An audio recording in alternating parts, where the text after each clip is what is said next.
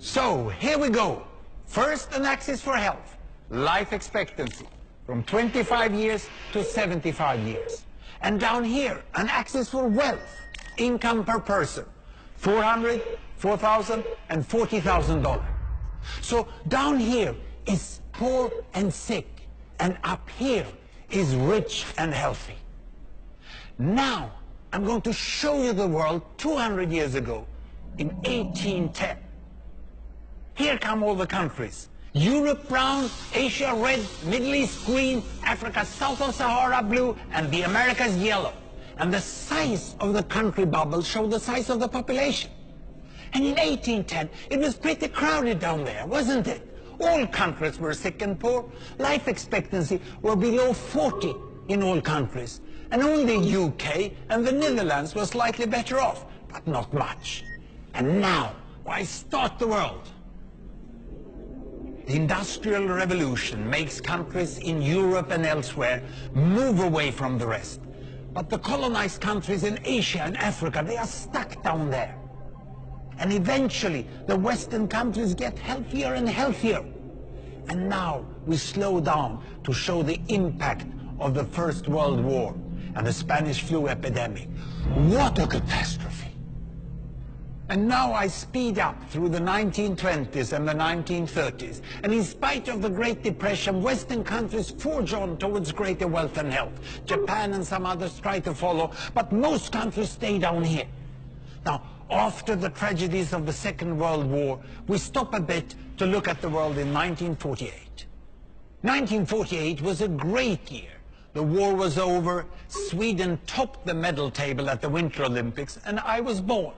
But the differences between the countries of the world was wider than ever.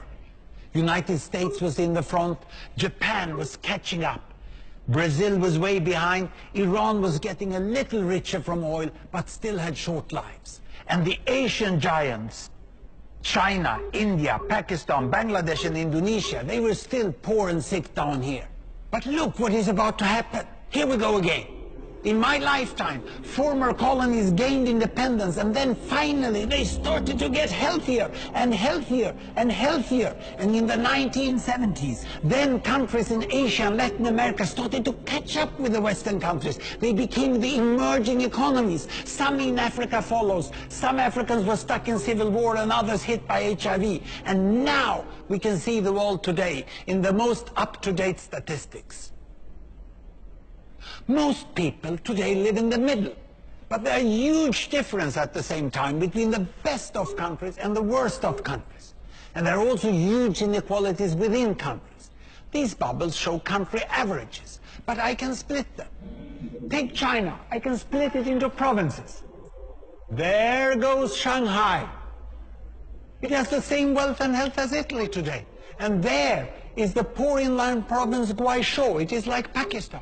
And if I split it further, the rural parts are like Ghana in Africa. And yet, despite the enormous disparities today, we have seen 200 years of remarkable progress. That huge historical gap between the West and the rest is now closing. We have become an entirely new converging world. And I see a clear trend into the future. With aid, trade, green technology and peace, it's fully possible that everyone can make it to the healthy, wealthy corner. Well, what you just seen in the last few minutes is a story of 200 countries shown over 200 years and beyond. It involved plotting of 120,000 numbers. Pretty neat, huh?